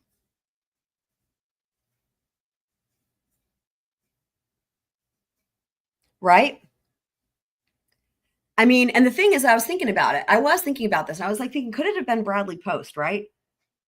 Because, he shows up all clean, which, depending on what the jurors could interpret that as, oh, it means he showered, right? Whatever, like Murdoch, right? Another example again, or, he didn't do it. And he shows up, at like 2:30 or whatever in his red Mercedes. And I thought about it and I thought this. I thought, well, hang on, if anybody else did it, regardless of who it is, it could be the tooth fairy, right? They would have been caught on camera. And then I was like, wait, not necessarily. Because then I remembered, as I was thinking about this earlier, I remembered that with Zach Hughes, right? Remember, the thing is they've got, apparently, if you're traveling one direction, like, because you can get into the neighborhood and out of the neighborhood different ways, right? If you're going that one certain direction, presumably the route that he took on the way to the house, Zach Hughes, I mean, apparently none of those people have cameras or the cameras don't work or whatever. But like, because remember, they don't have any camera footage. They only have the 9:15 at the door. And then they have all the camera footage from him after that. So I was thinking, well, if it was Bradley Post or anybody else that did the murder, right? I thought, oh, would they be caught on camera? And then I thought, well, not necessarily. Not if they took the same route in and out, right? The route that apparently doesn't. Now, they wouldn't be able to know that ahead of time about the cameras. But like, if they just got lucky, right? If Bradley Post or anybody else got lucky because they took the same route that Zach Hughes took to get to the house, allegedly, if they took that route and then went back out that route, then they would be in the clear probably, not caught on camera. So if you think about that, it's like, well, then potentially maybe he did. I mean, we didn't get anything about a time of death, and it would have been really narrow anyway. And the thing that gets me about him is the whole thing about the door. I've still hung up on that because of how he was so emphatic to the responding officer that the back door is always unlocked. It's always unlocked. And the opposite is true. And then when he was on the stand, he was wishy-washy about it. There's nothing that makes sense about how he got in that house. So I don't know. Oh, that's okay. That's more important anyway, Denise. Also, I did put it in the Discord, in the Scroll Docs thread. So you can always pull it up there. But, I don't know. If you want to hear me, it wasn't for very long. But, explain sort of what we're looking at. I don't know if you followed the trial, but I know that case, that trial, like I know anything. So the officer went through the back door because it was already open. Remember when they showed up? Remember, hang on. Oh, I didn't mean to click on that. Hold on. New window. Hang on just a second. The door thing is really fucking crucial. I'm telling you guys. And it's, again, another thing the state just didn't do. They didn't They didn't explain this and they didn't help. They just, I don't know, man. Okay, so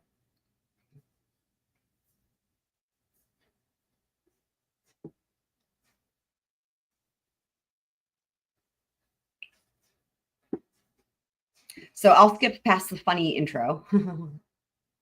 Doorgate. And so where are you going down here? The side of the house? Yes, sir. He pointed us to the back. Yeah. This is the back door. He said that that was always unlocked, and that's where he made entry. So this is where we decided to go because we knew that this door was more than likely unlocked. So when he arrived, this is his body cam, right? So when he arrived, that's how the door was, wide open like that. Had good access to the house. So is this your first entry into the house? Yes, sir. Now, did Mr. Post tell you which door he entered into the house? He did. He said he'd come in the back door because he said they always kept it unlocked. So, and that was the door that we decided to make. So the door being open right there was not concerning to you? No, because he already said he was already in it. He had already been through, and that's where he went in. And when you arrived to 122 Canebrake, what did you do? I went to the front door and rang the doorbell. And were you able to enter? No, she didn't answer. So then what did you do? I walked around the back door because frequently they'd leave the back door unlocked. Impossible. I walked into the back door. No. This jury just saw the body camera of Literally, he's lying. We heard from the sister that they absolutely. Why is he lying about that? Right? Chris Robinson. Like, why is he lying? And how did he get in the house? Did you see him go in the house? Yep. See who? Yep. Deputy Chris Robinson, the officer who you spoke to. I'm gonna show that in a person you second. spoke to on scene. I may have, but I don't recall who he was because there were several people And the there. door that he used, was it the door that you used to enter? Do you know what door he used? I think they went to the front door. No, they might have gone to the back door. That's Oh my right. God. And is that the door that you used to enter Yes, the house? yes. Okay, so you did enter the house? Right. Again, I'm not sure what back door that they entered. Uh, So we had keys for the Here we front door only. We didn't have a key for the back door. And since I didn't own the home, I couldn't change locks. It was a rental. So when we came and went day in, day out, we would go through that front door. That first month, more than one occasion, we would go out the back door, go play in the yard, try and come back in the back door and get locked out because we had no key for the back door. And like I crawled into the garage one time to get in the house. So when we were home, When we you would, say back door, is that the door down the side of the driveway? yes, I would go into the sunroom, which was my office. And so when we were home, we would leave that door open. But for I me, missed this last night. It's confusing because sometimes they say side door, back door, and I was like, oh my God, are there 3 doors? There's only 2 doors. When they say side door, it's the back door. It's the same thing. tried to be diligent to lock it up at night when leaving, etc.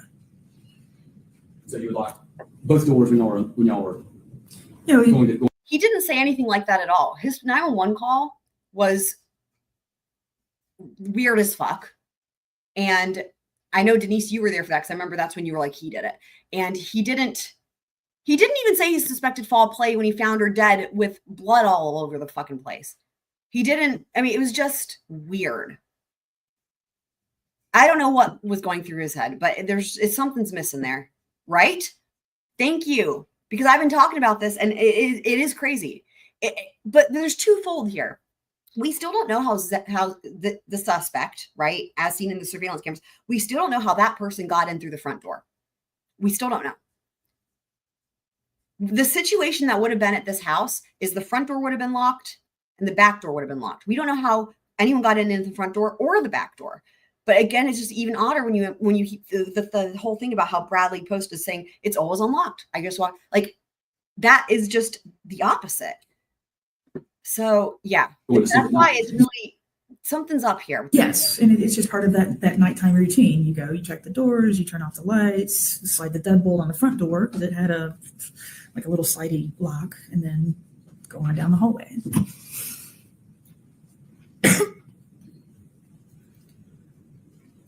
So if you were going to get out of your car in your driveway and you're coming home from work, which door would you typically use? Always the front door, not typically always. Always the front door. Yes.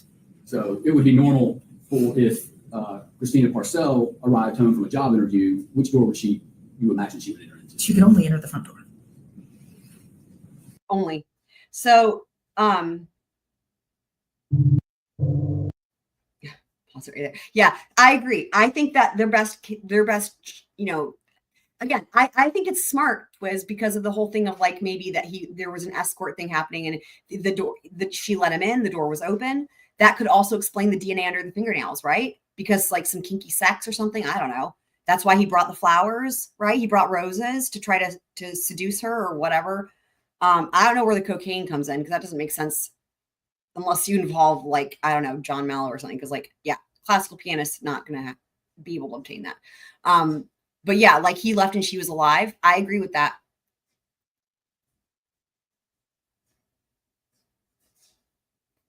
Well, remember, she doesn't know he exists. Christina does not know he exists. So that wouldn't have worked. Like it would have been like, wait, what? Who are you? You know what I mean? And like, are you saying he approaches her as like someone who has knowledge of, wait. I don't know. Right? I know, possible. Again, but the only problem is the only time that they have Bradley Post caught on the camera is when he you know what's weird though, and I didn't even think of this until now, and now this is another problem. So the way that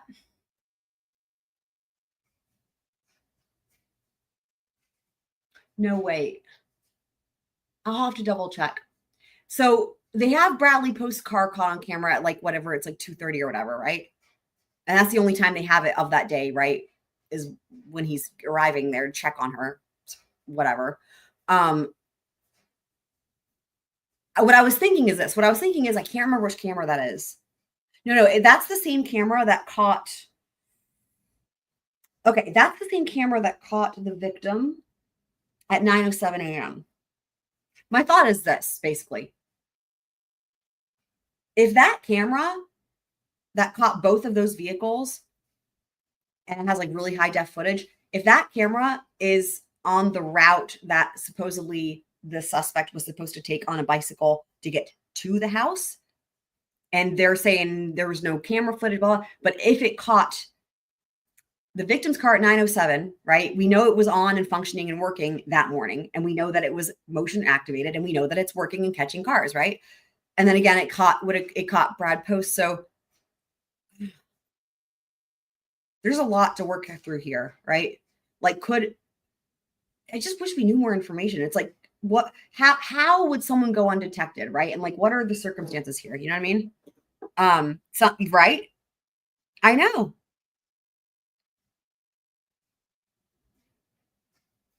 Mellow's concerned friend.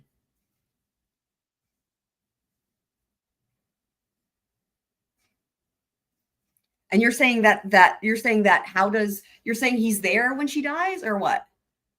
When or like he leaves and she's still alive.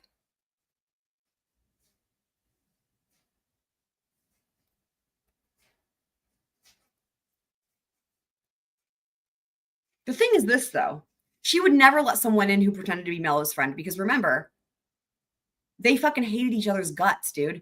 There's no way. And he had there was like a protection order and all that. Like, that's not the way. Like Mellow's friend, there's no way, right? Her and Mellow fucking hated each other, and it was all awful. So that wouldn't be the way in. I would think it would be something else.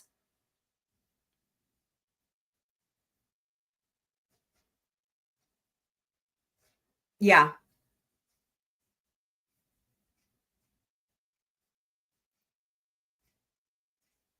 When you say he could have told Post, who do you mean?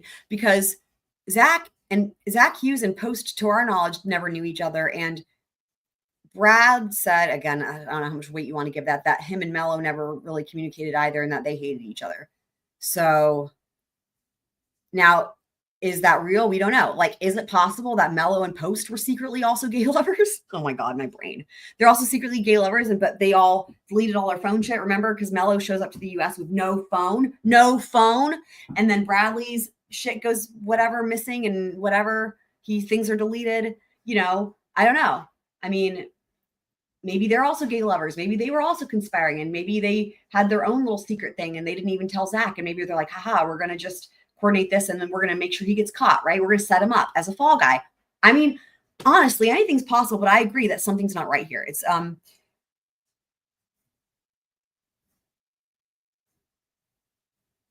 right. I mean, that's what it seems like to me. And I'm just saying, again, classical piano, it floored me when I first heard about this. And I was like, Julia, again, it's just, of all the people that you'd least think could possibly ever, and add to that, again, literally no reason except for whatever coercion or manipulation or threats come from Mello. Literally no reason to kill her. Like they never met, it's wild. The classical musicians are not people who know how to manipulate weapons.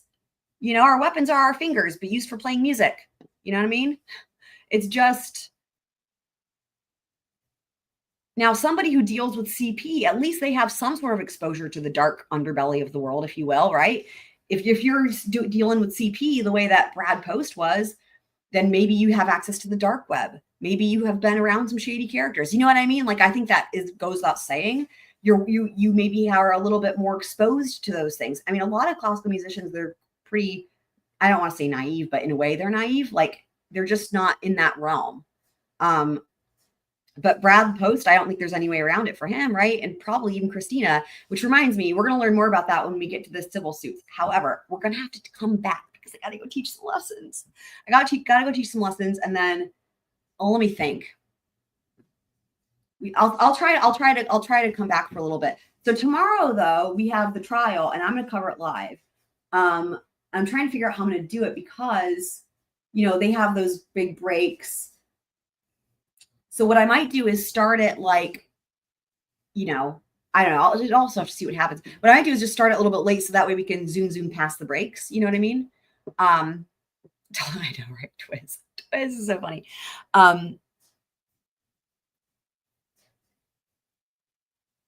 Well, remember, and we're going to get to it in the complaints, but she was involved. She was doing, at least what we know, she was doing the things to the other girls. You know what I mean? So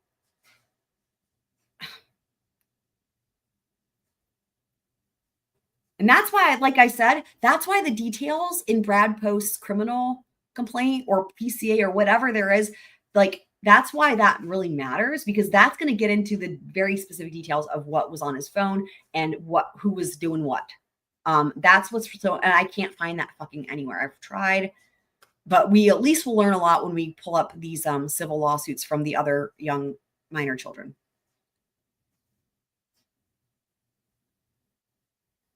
Right? Well, I can tell you from getting this stuff ready for the lawsuits, there are other kids in addition. It is for sure. Well, I guess it's allegations at this point. I don't think they've not finished these lawsuits yet. But in other words, in terms of what's been that we know publicly and has been alleged in these civil complaints, there's 2 minor girls that are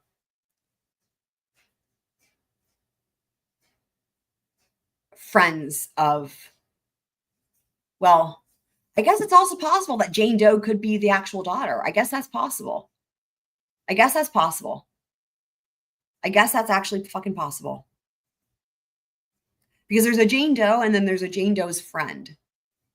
Either way, there's at least one person who they were doing this to that is not related. That's not the daughter.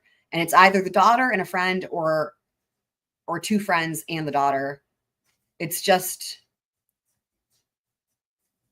I know, right? I really want to dig into his background too, right? I was thinking about this. I was at the grocery store for a quick second and I was like, what is the deal with, like, we know nothing about these people, and these people are like, something is crazy here, right? Something's crazy. And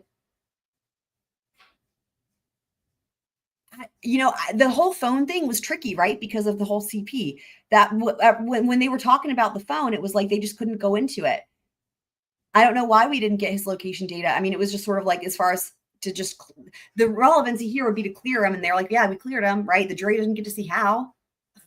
I agree. We should be able to see it, Right. Yeah, I think you thought it was a parent. It's guardian ad litem.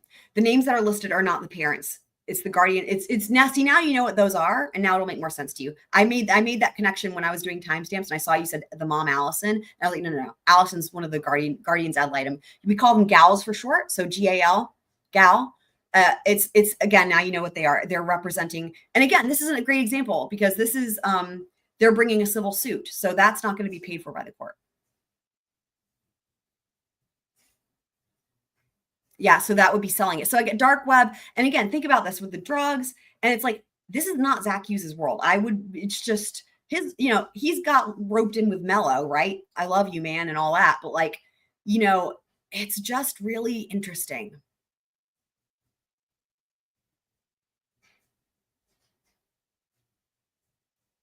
Well, and that's part of the reason why they are not letting it in. And yet, the door has not been opened. I don't know who Age is, though. What do you mean? Bradley Post. So if you guys want to do some digging, that would be awesome. Yeah, Bradley Post and John Mello. I did learn that John Mello has a daughter named Isabella who lives in Greenville, and I found her. She seems to make art and costumes and stuff. She seems perfectly normal. Crazy. Oh, Age. Okay, gotcha. If Age was also, that doesn't make sense, though. That doesn't, I don't know what you meant there. Oh, victim. Okay, gotcha. Okay. Right. And that's part of the reason why it's not there. That's why it's not coming. Like, I think that was a given. That was totally talked about before this trial. It was like, if the jury hears about that, then yeah, jury nullification city, right? Really. And people always talk about it, but it's like, it never happens. Like, it's so rare, right? This is a situation. This is the first time where I feel like I'm watching a trial where I'm like, for sure, if they knew the deets on that and jury nullification. And I will tell you something, guys. I saw something today too, when I was looking around for more information and I don't know if it's true yet. It might be in these complaints that we're going to read later, but that potentially there was also some bestiality as well as minor children in some of the stuff that was happening. It seems like they were like making it and then maybe also disseminating it. I mean, dark shit.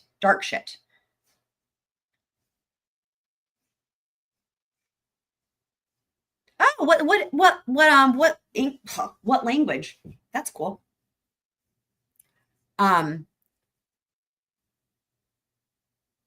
Yeah, Bradley Post. So, we just know nothing about these people. It's so insane, right? This case is nuts. So, but I have to go teach my lesson. I'll be back in an hour and a half, and we'll at least get into some of these documents. I'll be back in an hour and a half, and I'll try to create my live stream as I tend to do when my students are going and trying to find their pen and get their iPad sorted out and all that. So, but I gotta run. I will be back though. Love you guys. We will continue this discussion. See you guys soon. Love y'all.